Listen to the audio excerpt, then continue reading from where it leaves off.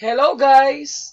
Good morning sa inyong lahat. Ito ako, kagigising ko pa. Pero, sabi nga naman, sharing is caring. Gusto ko kasing tumulong sa inyo sa aking natutunan sa co-teacher ko about sa paggagawa ng Google Forms. Ano ba yung Google Forms? Ang Google Forms ay pwede nating gamiting attendance, lalo na nagkakaroon tayo ng online virtual meeting, bilang isang guro, minsan parent and teachers meeting, emergency meeting, attendance for online flag ceremony. So, magagamit natin ang Google Forms. So, first thing to do when you are making Google Forms, click Google. Okay, then you will click your Gmail.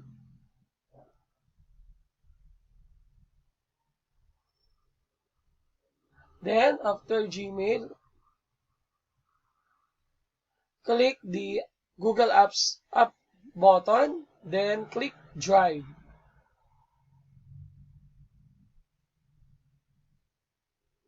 Okay? So, after you click the Drive, you will click New.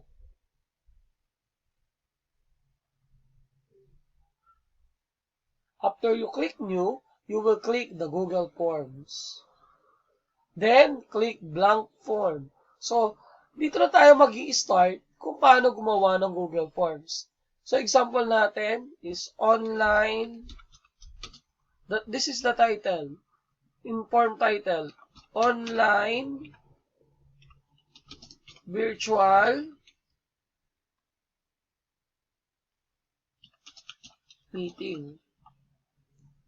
Actually, ito rin Google Forms. You can use it for survey. Then you will click the untitled form. So it means meron na tayong title, which is the online virtual meeting. Then, let us write the date. September 20, example 2020. Then, let us write what is the first question in our attendance. Especially, syempre, kumukuha lagi tayo ng name. Ala namang hindi, attendance nga eh. So, it means name. Then, you will click the short answer. Just click it. Then, if you want another questions on your Google Forms, you will click duplicate. I forgot, you will click required. Also, click required. Why I click required? Siyempre, para ang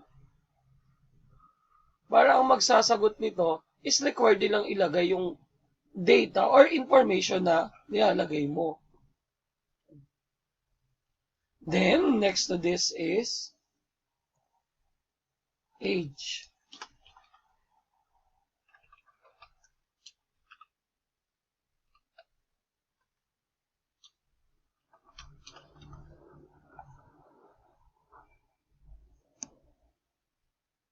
So, when we are answering age, what we should do, it is in terms of number. You will click also required. So they can write what age, what is their age. Then next, you will copy or duplicate again. So in school, if you are a teacher or doing online virtual emergency meeting with our principal or online flag ceremony, we should know what grade level is the teacher teaching. Grade level.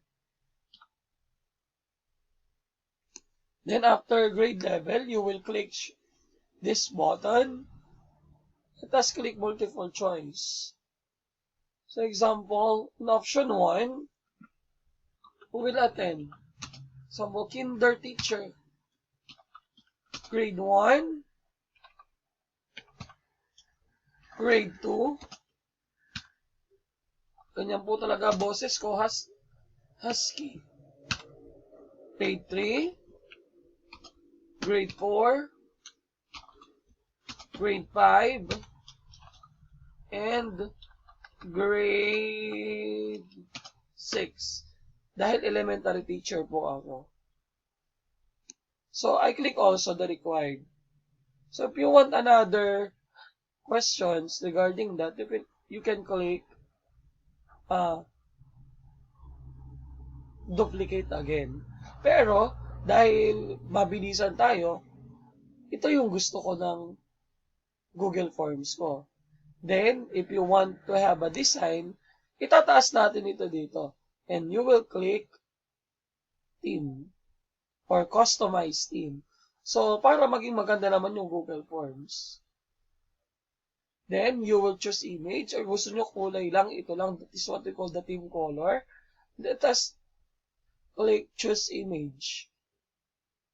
Actually, pwede rin itong gamitin ang Google Forms in doing survey. So, you should click work and school. Then, dahil school tayo, mas gusto ko yung may pencil. Ayan. Then, you will click insert. Tcharan! Online virtual meeting. Then, dahil I am male, gusto ko kulay green ang team color. Then, after that, yan na po yung ginawa natin. They are all required to answer. Then, you will click the preview. So, when we say preview, para makita mo yung ginawa mong online virtual meeting na form. So, you can now close it, then send. Then, you will click this clip para makita mo na yung link mo. Then, napakahaba po kasi niyan, you will shorten your URL through clicking this. Then, copy. Okay, saan mo siya dapat o gusto mong isend? Kung gusto mo muna, tsaka mo siya isend sa mga parents mo, syempre, i-click mo muna yung Google mo. Yung iyong FB, doy isave mo muna sa Messenger mo. Like this one. Lalagay ko muna sa akin, Facebook. Malamang nakalagin na yan. Lagi naman ako nakalagin.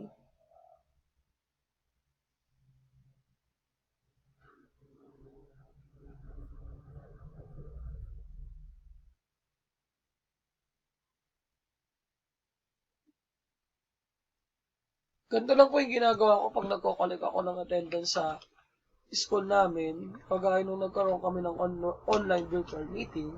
So, madali. Makikita mo na kaagad yung kung sino nag-online virtual meeting, kung sino ang hindi.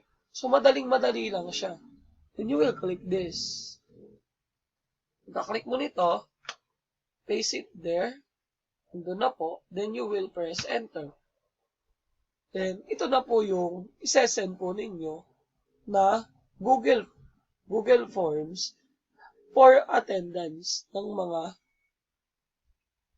co-teachers mo na mag-online virtual meeting or ng mga parent mo na mag-online virtual meeting or pwede rin umattend ng flag ceremony. So, bibilang natin o magta-trace natin kung sino-sino yung mga umattend. Kung gaano karami, kung ilan ang bilang. Okay. So, kung titingnan natin, makikita po natin ito sa ating My Drive. Ito na po yung ating ginawa na attendance. Lilitaw siya. Para mas makatiyak tayo, pwede po natin ulitin. Ulitin po natin kung talagang pumasok doon sa ating My Drive. O, click the mail, then click the Google application button, then click the My Drive.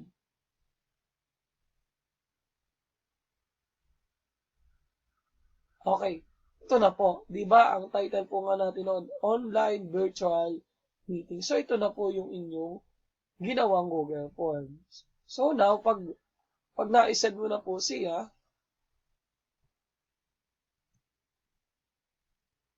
Iyan po yung ginawa natin. So, dito na po magsasagot yung mga a-attend ng meeting or mag-online flag ceremony. Okay, mga teachers dyan na tulad ko. So, madaling-madali lang pong gumawa ng Google Forms at kayang-kaya ninyo. Sabi nga po, sharing is caring. Natutunan ko rin po yan, so tinuro ko rin po sa inyo. Thank you po, salamat, at magandang umaga sa lahat. Bye!